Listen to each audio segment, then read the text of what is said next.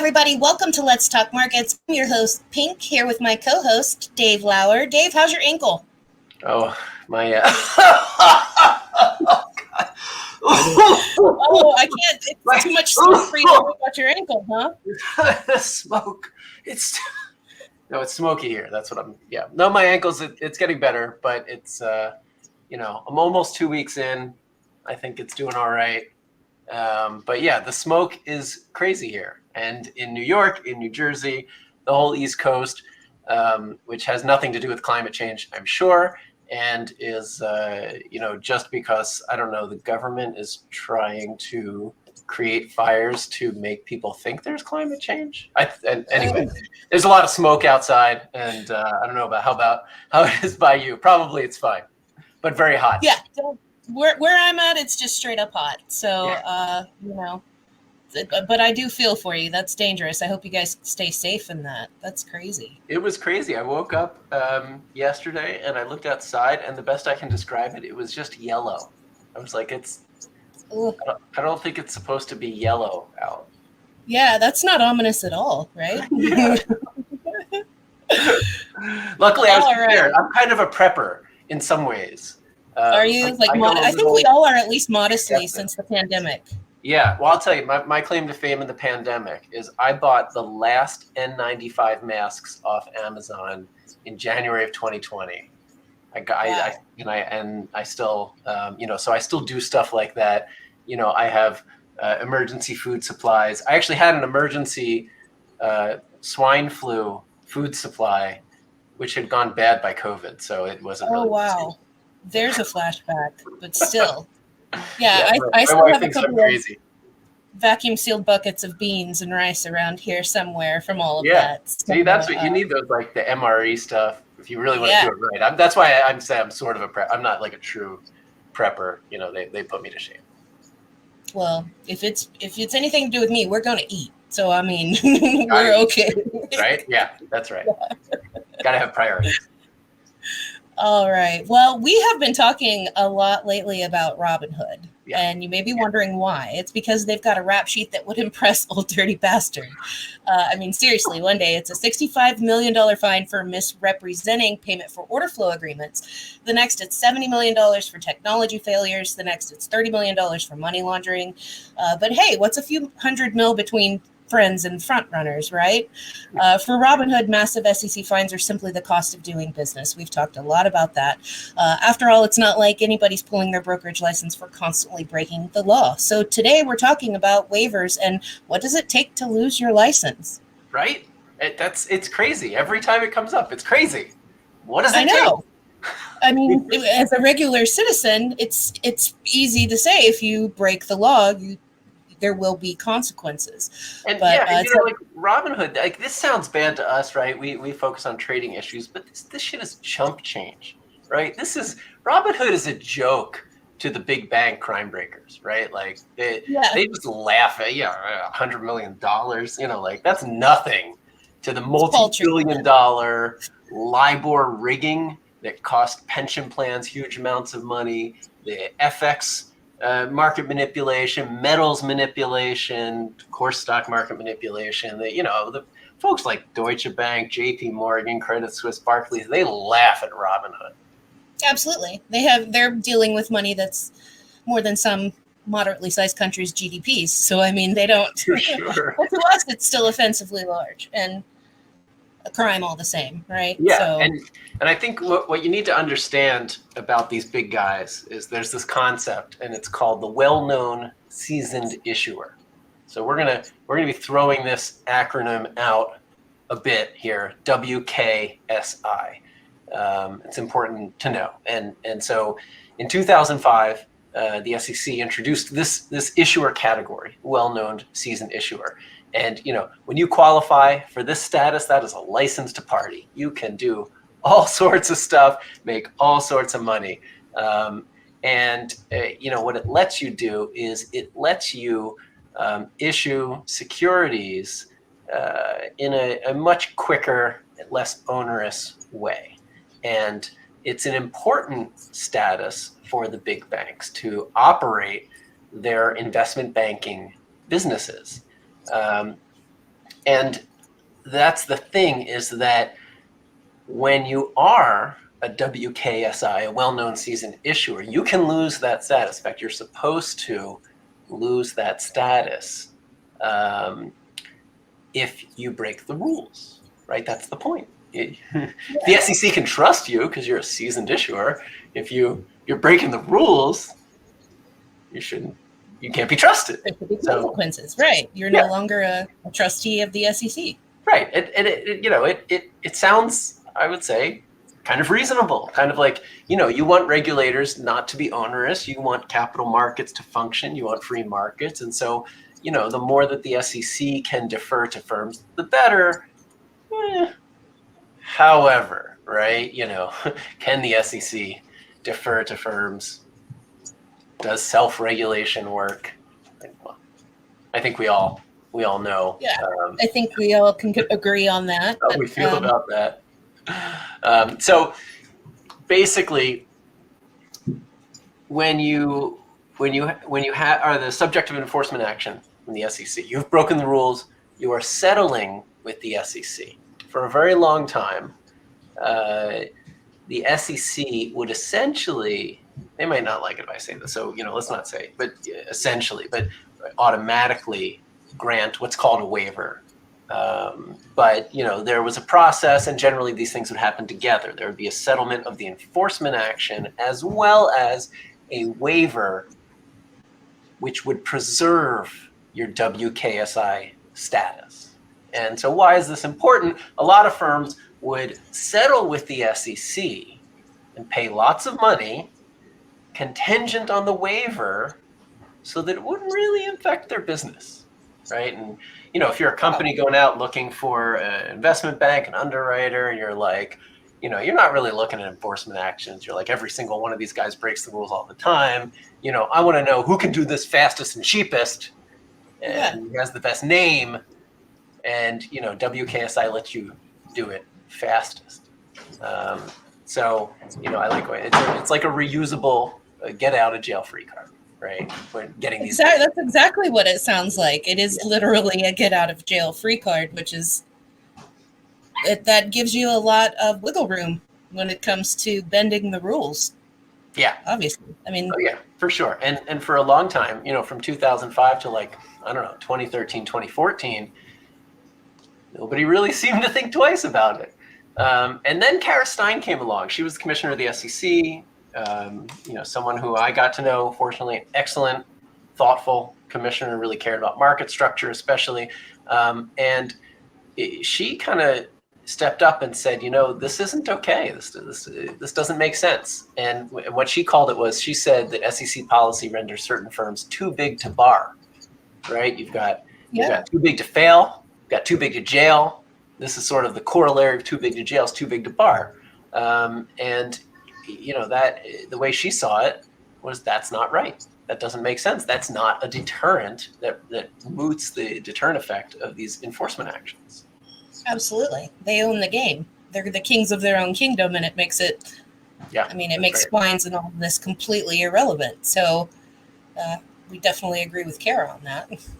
Yeah, and she really pushed hard. And again, not to get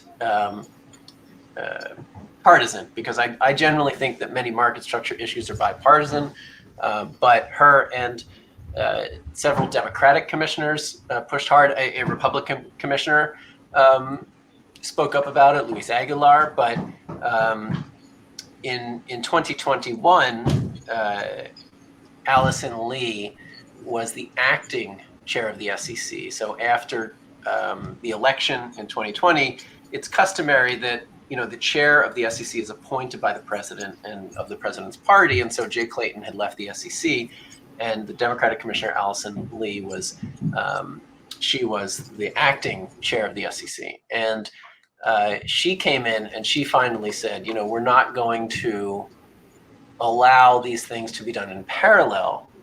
And the two Republican commissioners were not thrilled with that. Needless to say. Right. It's interesting to see all of this play out. Again, not to get too political, but it's all contingent upon who sits in the White House. So it is, and it's contingent upon the commissioners, and these are political appointees, and it's contingent upon their priorities. And this waiver process is, we're talking about it specifically because it's important to know about this. I don't think many people know or care about it. It was certainly something that was kind of flying under the radar even at the time, 2014 through 2021. You would find information about it in, from lawyers and such, in the news. It didn't really crack, that media cycle, but it's important, and it's one of those things that just goes to show that if you're big enough, you can break the rules. And not only do you not lose your license to operate your business, you don't even lose your special status that lets you, jump over a lot of things that smaller firms have to do in order to issue securities. I mean, it's like being an evil ambassador. I mean, you are above the law, and you can break all of the rules, like, all the time. Right. And either you trust them to do the right thing or you forgive them for doing the wrong thing. There are no other options. So what do you do with that? I mean, how? Yeah, it's stupid. Basically. It's crazy. And, it's sort of this idea that what will deter bad actors? And until there's true deterrent, will we see problems in markets continue? And I think many people will agree, yes, and that we'll see these continue. And the waiver is an example of it. Self-regulation is an example of it, right? A lot of finance is predicated upon self-regulation. And in fact, if you dig into it, stock exchanges are self-regulatory organizations, and FINRA is a self-regulatory organization. These are self-regulatory, means that you are what I tend to call quasi-governmental. You're supposed to be an extension of the government, and you make the rules, and then you police those rules. So if you're a stock exchange, you make the rules of trading on your exchange. Yes, they're approved by the SEC, but you make them, and then you enforce them. Yet, most stock exchanges are publicly traded for-profit companies. So find me another example of an industry where the publicly traded for-profit companies are the ones making and enforcing the rules. Yeah, it's crazy. I mean, that seems ridiculous to even propose for any industry, right? Right. Imagine like the oil and gas industry saying, "No, don't worry, we got it all covered. We totally checked with the locals. They're fine with it. Everybody's great. We don't have a third year. Follow those rules. Don't you worry." So but it does sound ridiculous when you change out the language with literally anything else. It's obvious how egregious it is that they can just do whatever they want. I mean, there are no rules. Pharmaceutical companies, they'll be like, here are the criteria for approving a drug. We're going to make those criteria, and then we'll judge, whether a drug meets those criteria ourselves. So that'll go well. Yeah. So it's. I think it's like it's like they're working on the honor system now. FINRA, of course, is a nonprofit, so fine, they're not for profit, and I think that.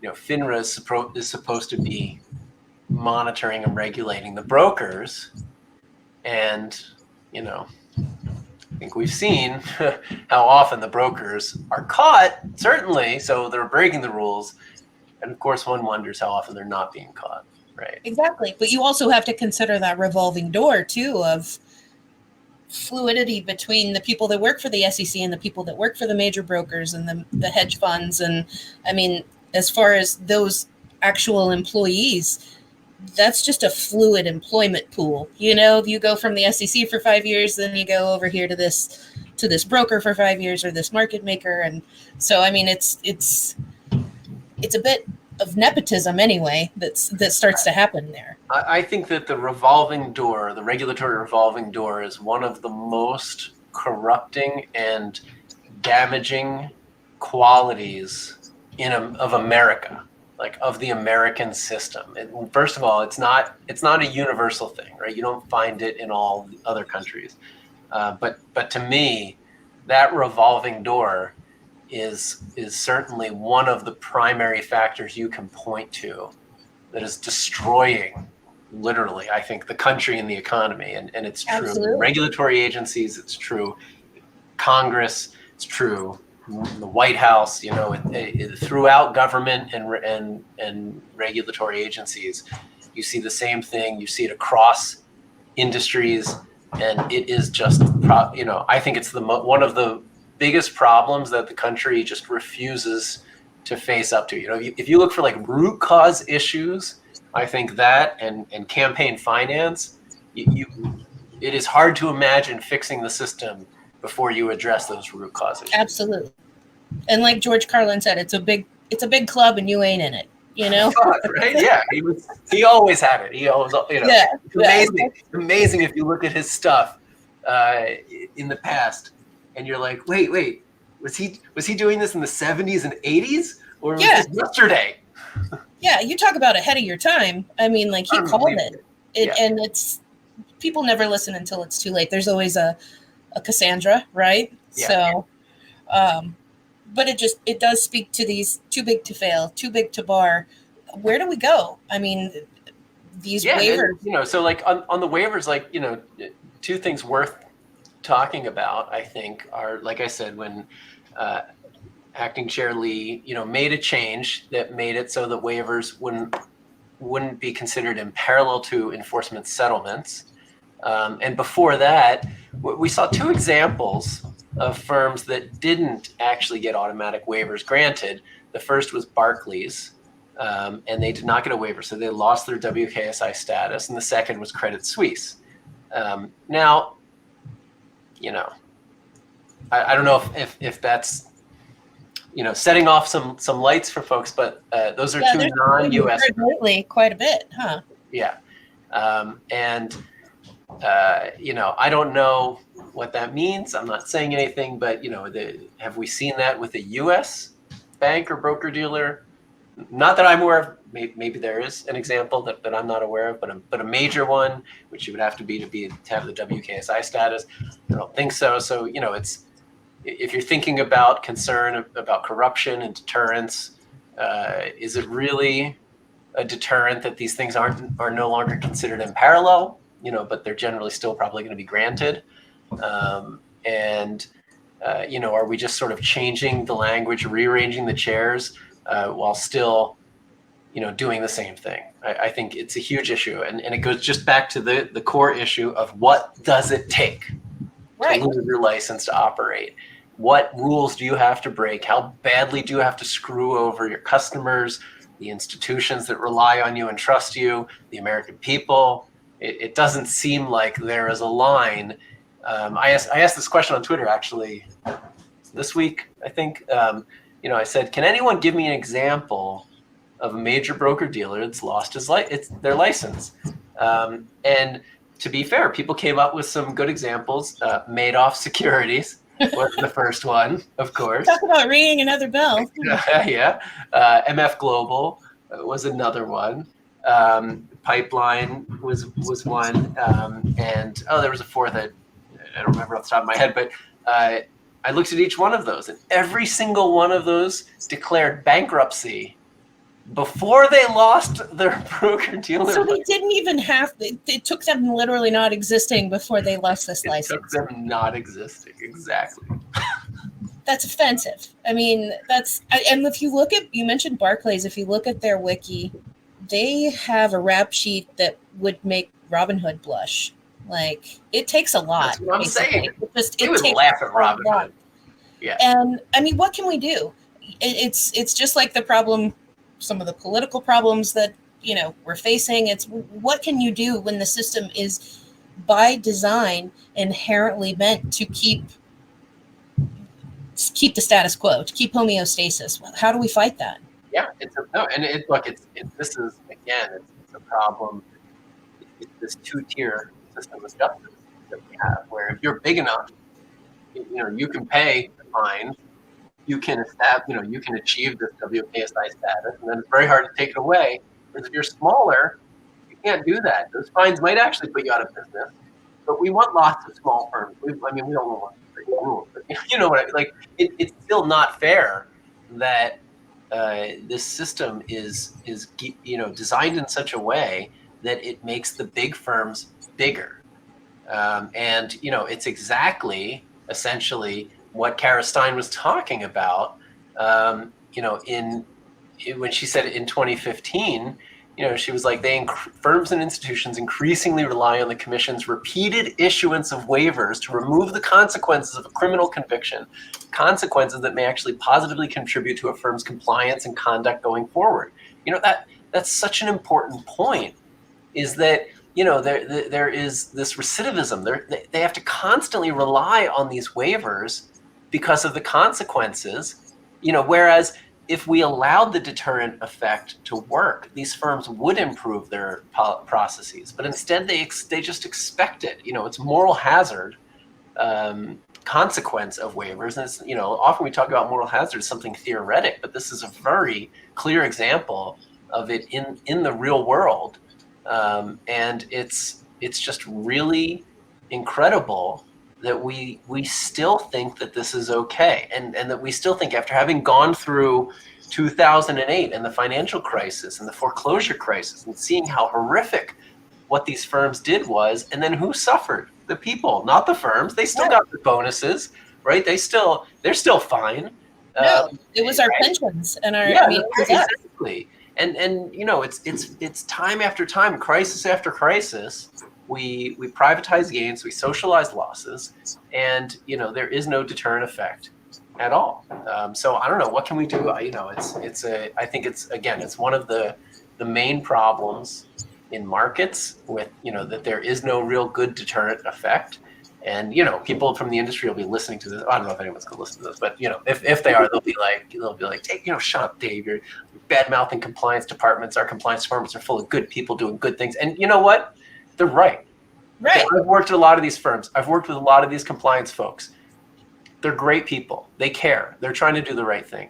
That doesn't mean that there aren't also bad people who don't care about doing the right thing, who aren't able to wriggle through the system and manipulate the rules. And it doesn't mean that the set of incentives in the system is such that it's strong enough to police everyone all the time.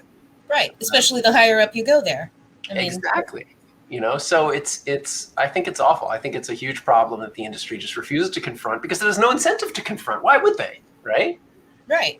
It's much too profitable to keep playing the game the way they're playing and continue to get. For sure. And, generally they don't get anything clawed back. They don't lose, you don't have personal consequences, except when you send people to jail, or you end their ability to operate the company. Even when you ban an individual from the industry, which, boy, it takes a lot to be banned from the industry. It doesn't mean that company who enabled that individual faces any real repercussions other than maybe a fine. Right. And they can always just rebrand and start over. Anyway, I won't name names, but we've seen it happen plenty with some really big names. I mean, you start again, and then all of a sudden, even things as recent as 2015 are washed away. So yeah, not for nothing, I'll never call Facebook Meta. They're just Facebook, and they're right. Wrong. That's true. Everyone should delete their Facebook accounts. That happened years ago. Now let's get to Twitter. That's a whole other beast to tame. Twitter's becoming a cesspool. Yeah, it really is. And with Reddit going through what it's going through, yeah. I mean, that's a whole other episode. But come on over to the terminal, everybody. I mean, it's hard not to. That's true. I mean, you can come on over to Urban Finance. We've got all of your problems solved. That's right. And we're about to launch beta. It's a very exciting time. It is. So stay tuned. We're gonna try and address some of these issues.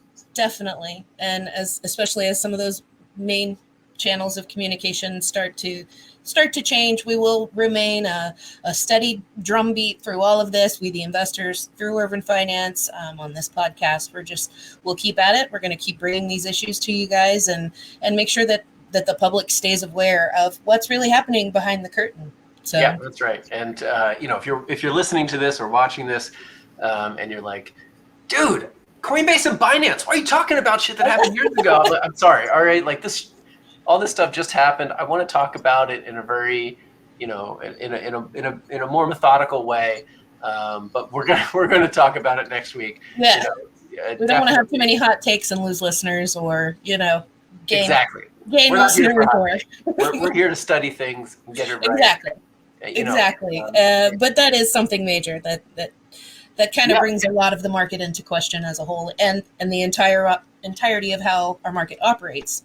For sure. And the SEC came out, and the biggest thing in those complaints was that they labeled a bunch of very specific crypto chains as securities. And so that's going to be very specific. Like, that list was kind of weird. It was I was glad my favorite one wasn't on it, but other than that, it probably still is.